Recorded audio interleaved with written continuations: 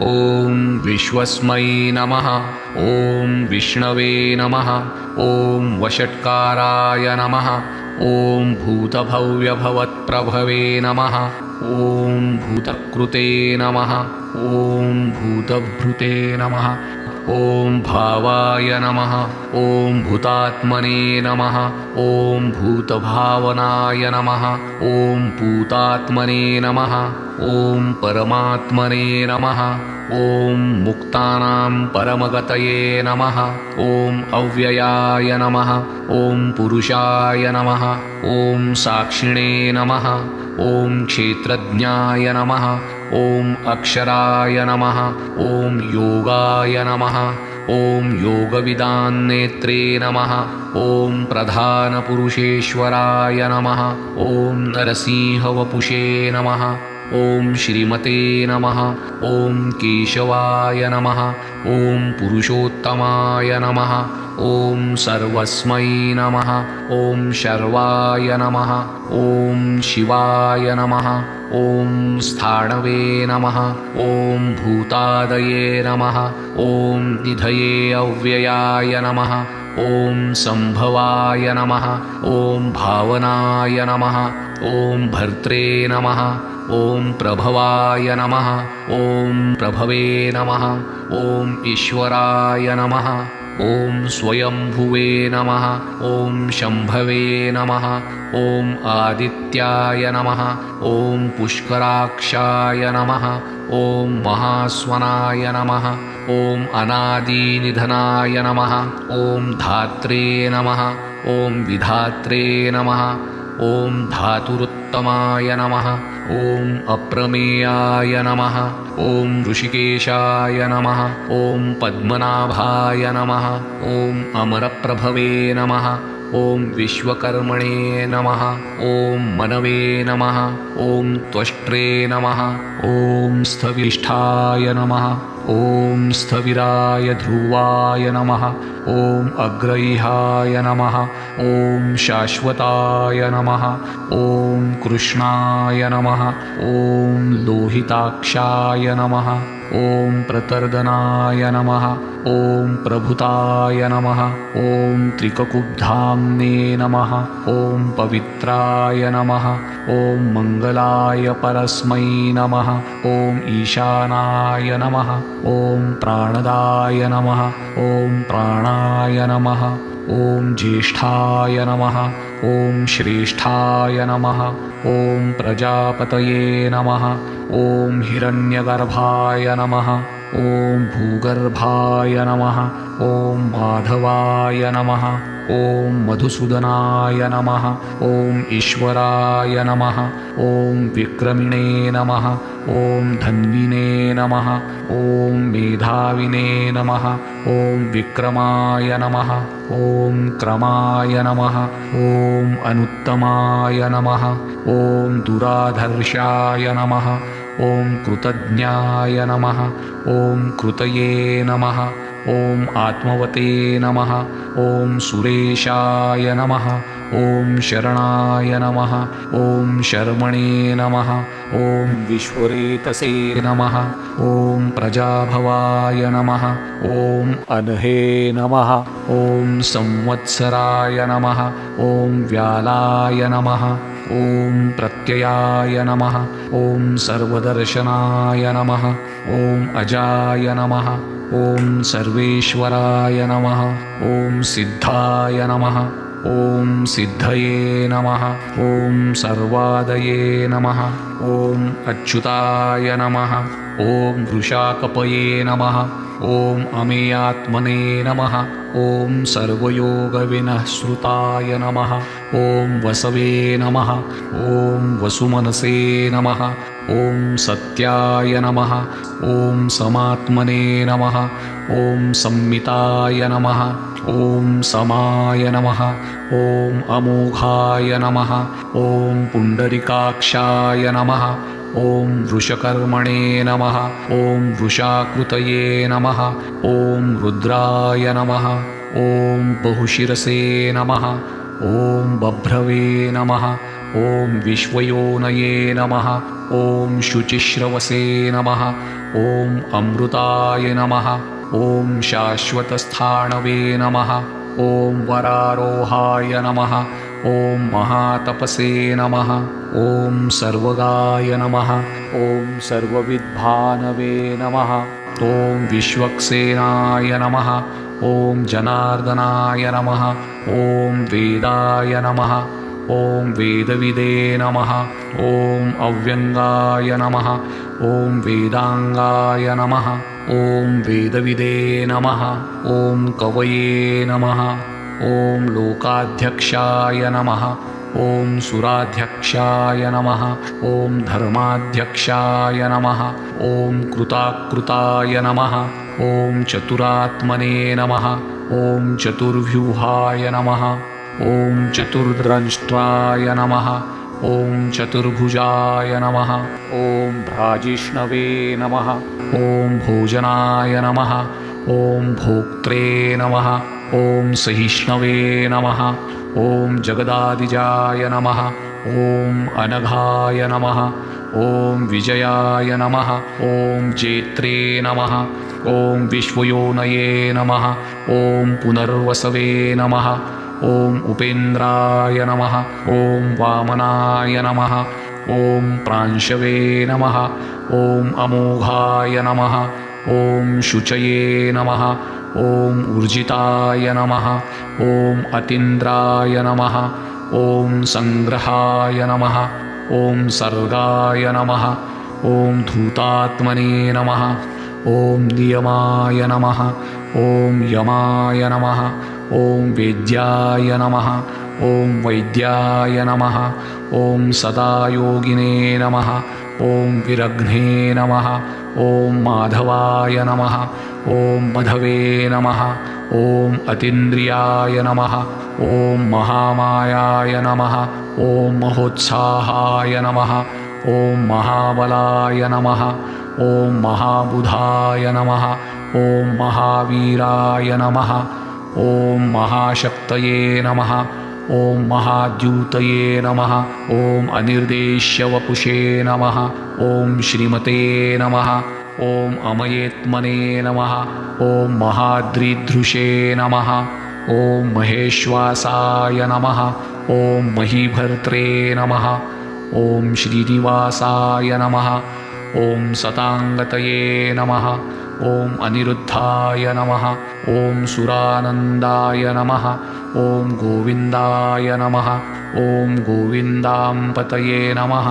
ॐ मरीचये नमः ॐ दमनाय नमः ॐ हंसाय नमः ॐ सुपर्णाय नमः ॐ भुजगोत्तमाय नमः ॐ हिरण्यनाभाय नमः ॐ सुतपसे नमः ॐ पद्मनाभाय नमः ॐ प्रजापतये नमः ॐ अमृत्यवे नमः ॐ सर्वदृशे नमः ॐ सिंहाय नमः ॐ सन्धारते नमः ॐ सन्धिमते नमः ॐ स्थिराय नमः ॐ अजाय नमः ॐ दुर्मर्शनाय नमः ॐ शास्त्रे नमः ॐ विश्रुतात्मने नमः ॐ सुरारिघ्ने नमः ॐ गुरुवे नमः ॐ गुरुतमाय नमः ॐ धाम्ने नमः ॐ सत्याय नमः ॐ सत्यपराक्रमाय नमः ॐ निमिषाय नमः ॐ अनिमिषाय नमः ॐ स्रग्विणे नमः ॐ वाचस्पतये उदारधिये नमः ॐ अग्रण्ये नमः ॐ ग्रामण्ये नमः ॐ श्रीमते नमः ॐ न्यायाय नमः ॐ नेत्रे नमः ॐ समिरणाय नमः ॐ सहस्रमूर्धने नमः ॐ विश्वात्मने नमः ॐ सहस्राक्षाय नमः ॐ सहस्रपदे नमः ॐ आवर्तनाय नमः ॐ निवृत्तात्मने नमः ॐ संवृत्ताय नमः ॐ सम्प्रमर्दनाय नमः ॐ अहः संवर्तकाय नमः ॐ वह्नये नमः ॐ अनिलाय नमः ॐ धरणीधराय नमः ॐ सुप्रसादाय नमः ॐ प्रसन्नात्मने नमः। ॐ विश्वदृशे नमः। ॐ विश्वभूजे नमः। ॐ विभवे नमः। ॐ सत्कर्त्रे नमः। ॐ सत्कृताय नमः। ॐ साधवे नमः। ॐ जाह्नवे नमः। ॐ नारायणाय नमः। ॐ नराय नमः। ॐ असंख्येयाय नमः। ॐ अप्रमेयात्मने नमः। ॐ विशिष्टाय नमः। ॐ शिष्टकृते नमः। ॐ शुचये नमः। ॐ सिद्धार्थाय नमः। ॐ सिद्धसंकल्पाय नमः। ॐ सिद्धिदाय नमः। ॐ सिद्धिसाधाय नमः। ॐ वृषाहिणे नमः। ॐ वृषभाय नमः। ॐ विष्णवे नमः। ॐ वृषपर्वणे नमः। ॐ वृषोदराय नमः। ॐ वर्धनाय नमः।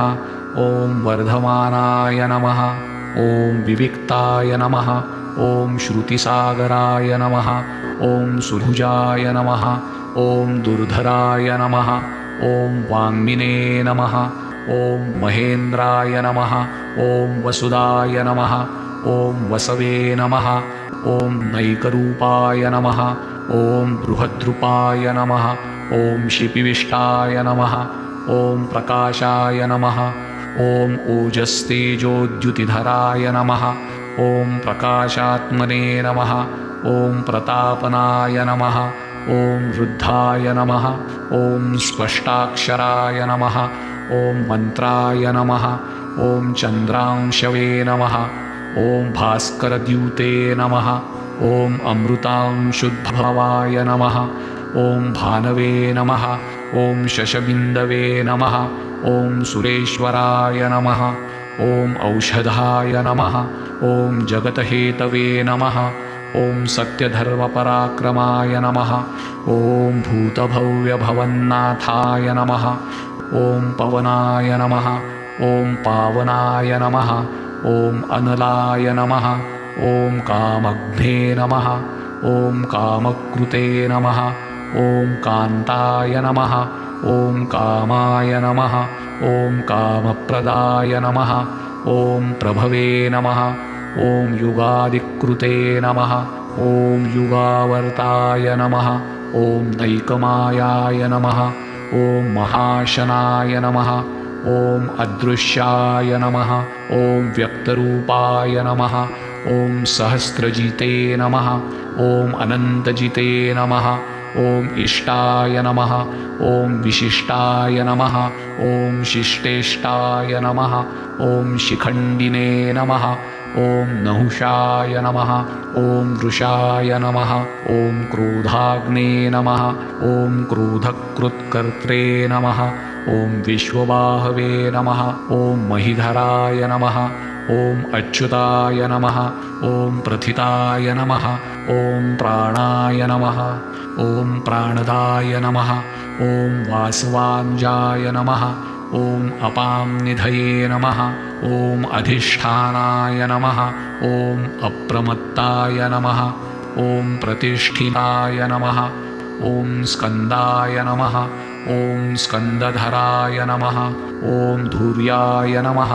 ॐ वरदाय नमः। ॐ वायुवाहनाय नमः। ॐ वासुदेवाय नमः। ॐ बृहद्भानवे नमः। ॐ आदिदेवाय नमः। ॐ पुरन्दराय नमः। ॐ अशोकाय नमः। ॐ तारणाय नमः। ॐ ताराय नमः। ॐ शूराय नमः। ॐ शौरये नमः। ॐ जनेश्वराय नमः। ॐ अनुकूलाय नमः। ॐ शतावर्ताय नमः। ॐ पद्मिने नमः। ॐ पद्मनिभेक्षणाय नमः। ॐ पद्मनाभाय नमः। ॐ अरविन्दाय नमः। ॐ पद्मगर्भाय नमः। ॐ शरीरकृते नमः। ॐ महर्दये नमः। ॐ वृद्धाय नमः। ॐ वृद्धात्मने नमः। ॐ महाक्षाय नमः। ॐ गरुडध्वजाय नमः। ॐ अतुलाय नमः। ॐ शरभाय नमः। ॐ भीमाय नमः। ॐ समयज्ञाय नमः। ॐ हविर्हरये नमः। ॐ सर्वलक्षणलक्षणाय नमः।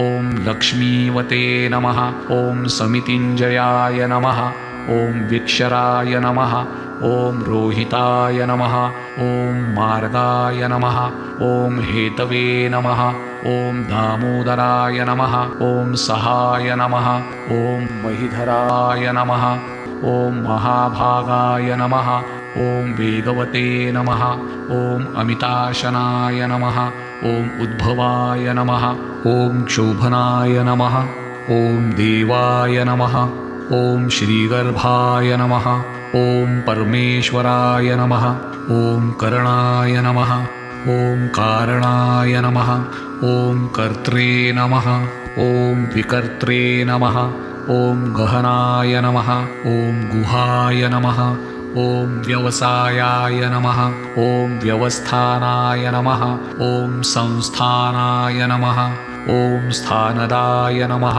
ॐ ध्रुवाय नमः ॐ परार्धये नमः ॐ परमस्पष्टाय नमः ॐ तुष्टाय नमः ॐ पुष्टाय नमः ॐ शुभेक्षणाय नमः ॐ रामाय नमः ॐ विरामाय नमः ॐ विरजाय नमः ॐ मार्गाय नमः ॐ नेयाय नमः ॐ नयाय नमः ॐ अनयाय नमः ॐ वीरायै नमः ॐ शक्तिमतान् श्रेष्ठायै नमः ॐ धर्मायै नमः ॐ धर्मविदुत्तमायै नमः ॐ वैकुण्ठायै नमः ॐ पुरुषायै नमः ॐ प्राणायै नमः ॐ प्राणदायै नमः ॐ प्रणवायै नमः ॐ पृथवे नमः ॐ हिरण्यगर्भायै नमः ॐ शत्रुघ्नायै नमः ॐ व्याप्तायै नमः ॐ वायवे नमः ॐ अधोक्षजायै नमः ॐ ऋतवे नमः ॐ सुदर्शनायै नमः ॐ कालायै नमः ॐ परमेष्ठिने नमः ॐ परिग्रहाय नमः ॐ उग्राय नमः ॐ संवत्सराय नमः ॐ दक्षाय नमः ॐ विश्रामाय नमः ॐ विश्वदक्षिणाय नमः ॐ विस्ताराय नमः ॐ स्थावरस्थाणवे नमः ॐ प्रमाणाय नमः ॐ बीजमव्ययाय नमः ॐ अर्थाय नमः ॐ अनर्थाय नमः ॐ महाकोशाय नमः ॐ महाभोगाय नमः ॐ महाधनाय नमः ॐ अनिर्विण्णाय नमः ॐ स्थविष्ठाय नमः ॐ अभुवे नमः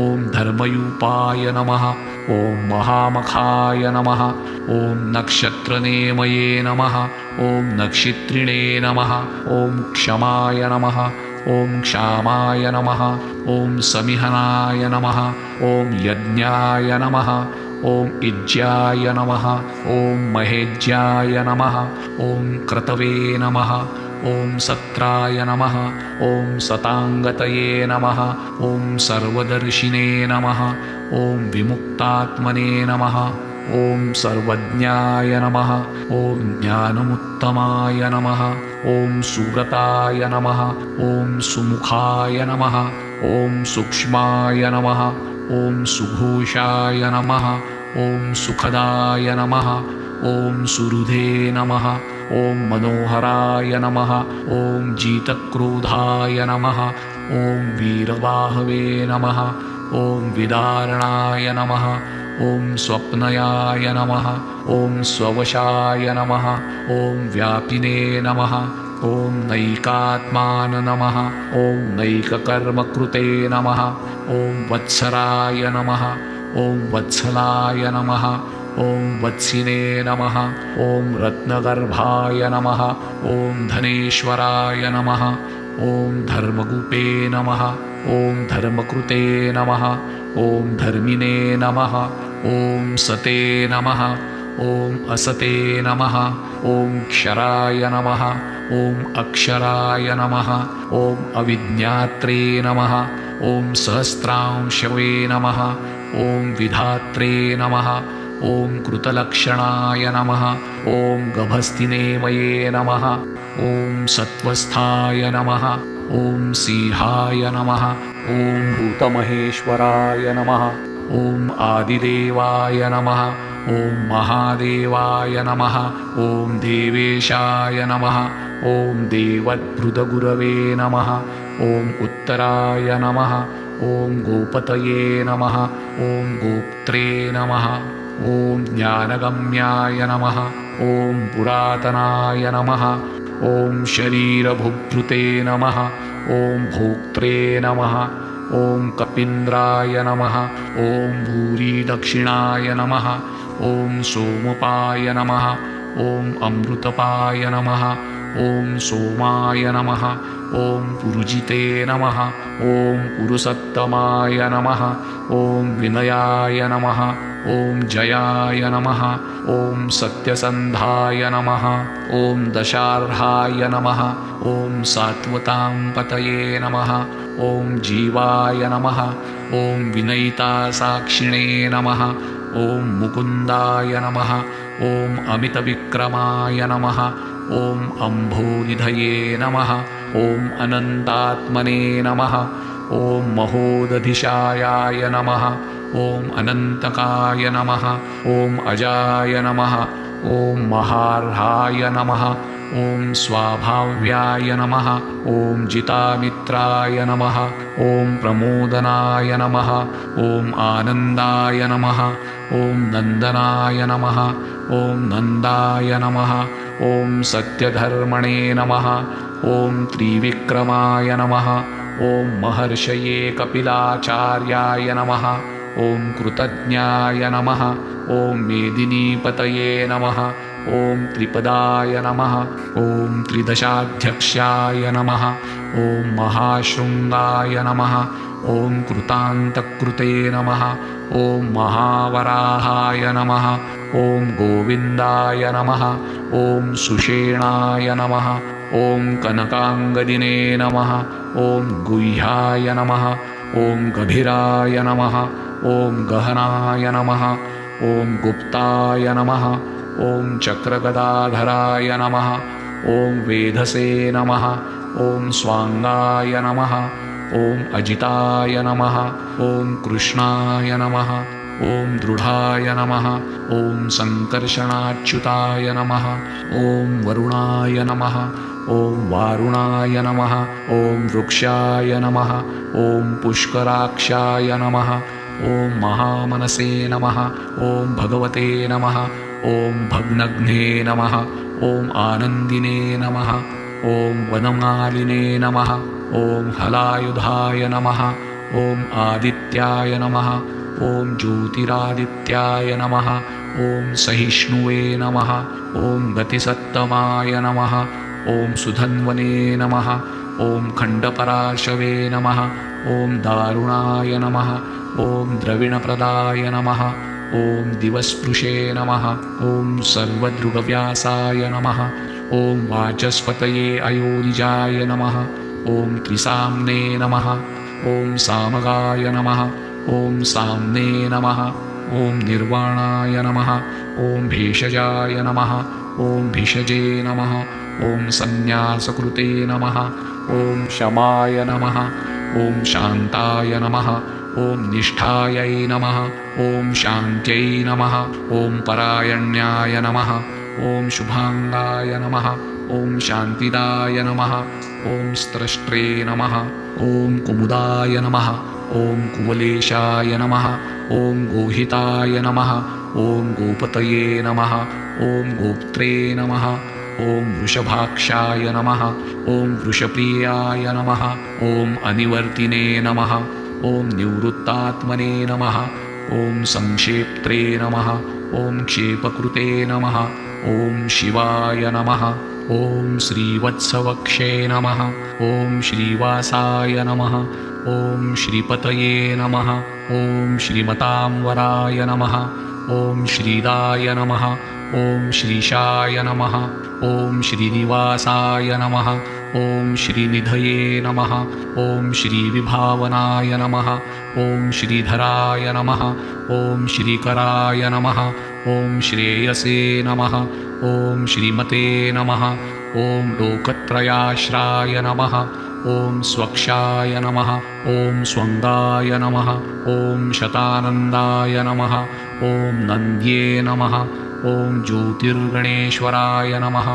ॐ विजितात्मने नमः ॐ विधेयात्मने नमः ॐ सत्कीर्तये नमः ॐ छिन्नसंशयाय नमः ॐ उदीर्णाय नमः ॐ सर्वतचक्षुषे नमः ॐ अनिशाय नमः ॐ शाश्वतस्थिराय नमः ॐ भूषयाय नमः ॐ भूषणाय नमः ॐ भूतये नमः ॐ विशोकाय नमः ॐ शोकनाशाय नमः ॐ अर्चिष्मते नमः ॐ अर्चिताय नमः ॐ कुम्भाय नमः ॐ विशुद्धात्मने नमः ॐ विशोधनाय नमः ॐ अनिरुद्धाय नमः ॐ अप्रतिरथाय नमः ॐ प्रद्युम्नाय नमः ॐ अमितविक्रमाय नमः ॐ कालनेमिनिघ्ने नमः ॐ वीराय नमः ॐ शौरये नमः ॐ शूरजनेश्वराय नमः ॐ त्रिलोकात्मने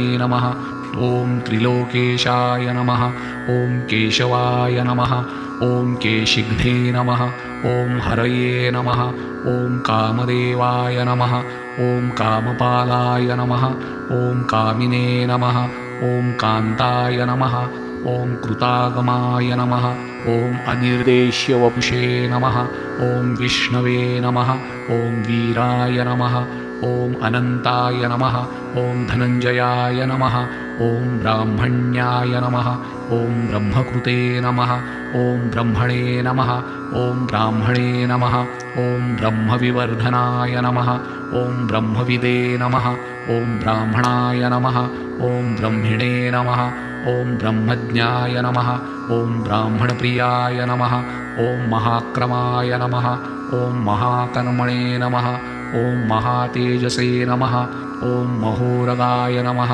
ॐ महाक्रत्वे नमः ॐ महायज्वने नमः ॐ महायज्ञाय नमः ॐ महाहविषे नमः ॐ स्तव्याय नमः ॐ स्तवप्रियाय नमः ॐ स्तोत्राय नमः ॐ स्तुतये नमः ॐ स्तोत्रे नमः ॐ ऋणप्रियाय नमः ॐ पूर्णाय नमः ॐ पुरयित्रे नमः ॐ पुण्याय नमः ॐ पुण्यकीर्तये नमः ॐ अनामयाय नमः ॐ मनोजवाय नमः ॐ तीर्थकराय नमः ॐ वसुरेतसे नमः ॐ वसुप्रदाय नमः ॐ वासुप्रदाय नमः ॐ वासुदेवाय नमः ॐ वसवे नमः ॐ वसुमनसे नमः ॐ हविषे नमः ॐ सद्गतये नमः ॐ सत्कृतये नमः ॐ सत्तायै नमः ॐ सद्भुतये नमः ॐ सत्परायणाय नमः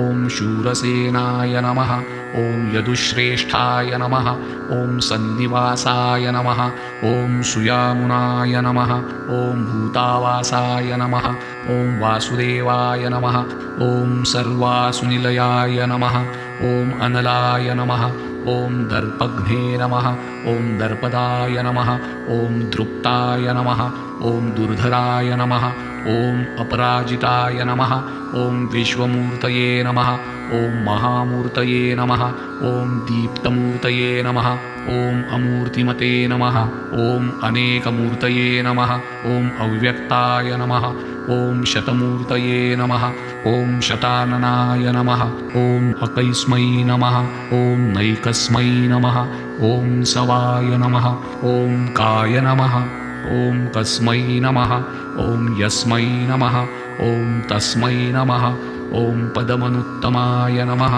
ॐ लोकबन्धवे नमः ॐ लोकनाथाय नमः ॐ माधवाय नमः ॐ भक्तवत्सलाय नमः ॐ सुवर्णवर्णाय नमः ॐ हेमाङ्गाय नमः ॐ वराङ्गाय नमः ॐ चन्दनाङ्गदिने नमः ॐ वीरघ्ने नमः ॐ विषमाय नमः ॐ शून्याय नमः ॐ धृताशिषाय नमः ॐ अचलाय नमः ॐ चलाय नमः ॐ अमानिने नमः ॐ मानदाय नमः ॐ मान्याय नमः ॐ लोकस्वामिने नमः ॐ त्रिलोकधृषे नमः ॐ सुमेधसे नमः ॐ मेधजाय नमः ॐ धन्याय नमः ॐ सत्यमेधसे नमः ॐ धराधराय नमः ॐ तेजोवृषाय नमः ॐ द्युतिधराय नमः ॐ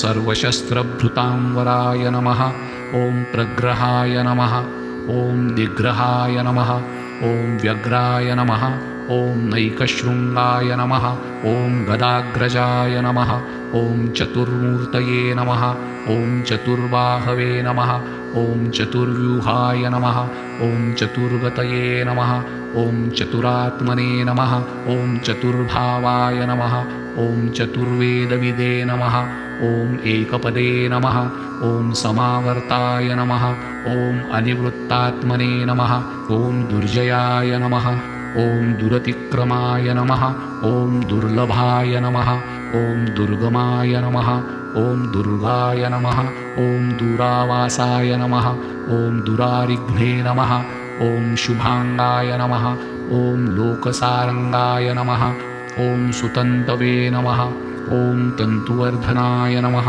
ॐ इन्द्रकर्मणे नमः ॐ महाकर्मणे नमः ॐ कृतकर्मणे नमः ॐ कृतागमाय नमः ॐ उद्भवाय नमः ॐ सुन्दराय नमः ॐ सुन्दाय नमः ॐ रत्ननाभाय नमः ॐ सुलोचनाय नमः ॐ अर्काय नमः ॐ वाजसनाय नमः ॐ शृङ्गिने नमः ॐ जयन्ताय नमः ॐ सर्वविजयिने नमः ॐ सुवर्णबिन्दवे नमः ॐ अक्षोभ्याय नमः ॐ सर्ववागीश्वरेश्वराय नमः ॐ महाहृदयाय नमः ॐ महागर्ताय नमः ॐ महाभूताय नमः ॐ महानिधये नमः ॐ कुमुदाय नमः ॐ कुन्दराय नमः ॐ कुन्दाय नमः ॐ पर्जन्याय नमः ॐ पावनाय नमः ॐ अनिलाय नमः ॐ अमृतांशाय नमः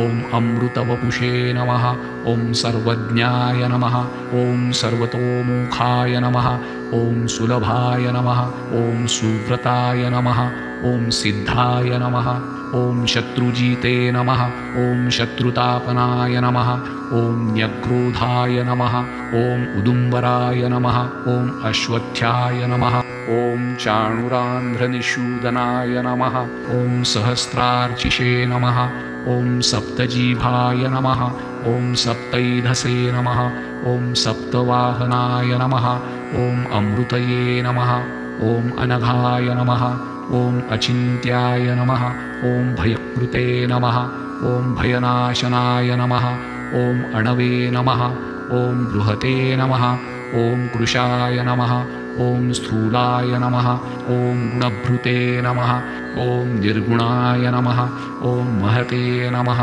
ॐ अर्धुताय नमः ॐ स्वधृताय नमः ॐ स्वास्याय नमः ॐ प्राङ्वशाय नमः ॐ वंशवर्धनाय नमः ॐ भारतभृते नमः ॐ कथिताय नमः ॐ योगिने नमः ॐ योगिशाय नमः ॐ सर्वकामदाय नमः ॐ आश्रमाय नमः ॐ श्रमणाय नमः ॐ क्षामाय नमः ॐ सुपर्णाय नमः ॐ वायुवाहनाय नमः ॐ धनुर्धराय नमः ॐ धनुर्वेदाय नमः ॐ दण्डाय नमः ॐ दामयित्रे नमः ॐ दमाय नमः ॐ अपरिजिताय नमः ॐ सर्वसहाय नमः ॐ नियन्त्रे नमः ॐ अनियमाय नमः ॐ अयमाय नमः ॐ सत्त्ववते नमः ॐ सात्विकाय नमः ॐ सत्याय नमः ॐ सत्यधर्मपरायणाय नमः ॐ अभिप्रायाय नमः ॐ प्रियार्हाय नमः ॐ अर्हाय नमः ॐ प्रियकृते नमः ॐ प्रीतिवर्धनाय नमः ॐ विहाय सगतये नमः ॐ ज्योतिषे नमः ॐ सुरुचये नमः ॐ हुतभुजे नमः ॐ विभवे नमः ॐ रवये नमः ॐ विरोचनाय नमः ॐ सूर्याय नमः ॐ सवित्रे नमः ॐ रविलोचनाय नमः ॐ अनन्ताय नमः ॐ हुतभुजे नमः ॐ भोक्त्रे नमः ॐ सुखदाय नमः ॐ नैकजाय नमः ॐ अग्रजाय नमः ॐ अनिर्विण्णाय नमः ॐ सदामर्षिणे नमः ॐ लोकाधिष्ठानाय नमः ॐ अद्भुताय नमः ॐ सनातनाय नमः ॐ सनातनतमाय नमः ॐ कपिलाय नमः ॐ कपये नमः ॐ अव्ययाय नमः ॐ स्वस्तिदाय नमः ॐ स्वस्तिकृते नमः ॐ स्वस्तये नमः ॐ स्वस्तिभुजे नमः ॐ स्वस्तिदक्षिणाय नमः ॐ अरौद्राय नमः ॐ कुण्डलिने नमः ॐ चक्रिणे नमः ॐ विक्रमिणे नमः ॐ ऊर्जितशासनाय नमः ॐ शब्दातिगाय नमः ॐ शब्दसहाय नमः ॐ शिशिराय नमः ॐ शर्वरीकराय नमः ॐ अक्रूराय नमः ॐ केशलाय नमः ॐ दक्षाय नमः ॐ दक्षिणाय नमः ॐ क्षमिणाम्बराय नमः ॐ विद्वत्तमाय नमः ॐ वीतभयाय नमः ॐ पुण्यश्रवणकीर्तनाय नमः ॐ उत्तारणाय नमः ॐ दुष्कृत्तिग्धे नमः ॐ पुण्याय नमः ॐ दुःस्वप्ननाशनाय नमः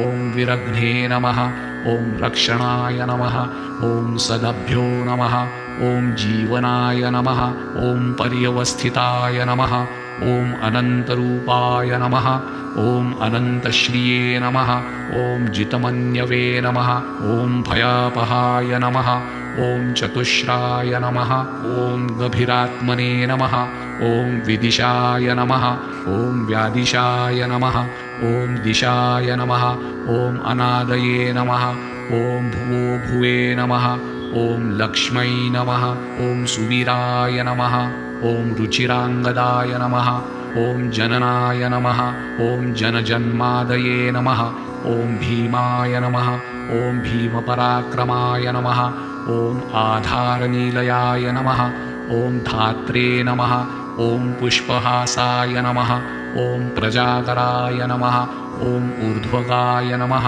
ॐ सत्पथाचाराय नमः ॐ प्राणदाय नमः ॐ प्रणवाय नमः ॐ पणाय नमः ॐ प्रमाणाय नमः ॐ प्राणनीलयाय नमः ॐ प्राणभूते नमः ॐ प्राणजीवनाय नमः ॐ तत्त्वाय नमः ॐ तत्त्वविदे नमः ॐ एकात्मने नमः ॐ जन्ममृत्युजरायिताय नमः ॐ भूर्भुवस्वस्तरवे नमः ॐ ताराय नमः ॐ सवित्रे नमः ॐ प्रपितामहाय नमः ॐ यज्ञाय नमः ॐ यज्ञपतये नमः ॐ यज्वने नमः ॐ यज्ञाङ्गाय नमः ॐ यज्ञवाहनाय नमः ॐ यज्ञभूते नमः ॐ यज्ञकृते नमः ॐ यज्ञिने नमः ॐ यज्ञभुजे नमः ॐ यज्ञसाधनाय नमः ॐ यज्ञान्तकृते नमः ॐ यज्ञगुह्याय नमः ॐ अन्नाय नमः ॐ अन्नादाय नमः ॐ आत्मयोनये नमः ॐ स्वयं जाताय नमः ॐ वैखानाय नमः ॐ सामगायनाय नमः ॐ देवकीनन्दनाय नमः ॐ स्त्रष्ट्रे नमः ॐ क्षितिशाय नमः ॐ पापनाशाय नमः ॐ शङ्खभृते नमः ॐ नन्दकिने नमः ॐ चक्रिणे नमः ॐ शार्ङ्गधन्वने नमः ॐ गदाधराय नमः ॐ रथाङ्गपाणये नमः ॐ अक्षोभ्याय नमः ॐ सर्वप्रहरणायुधाय नमः।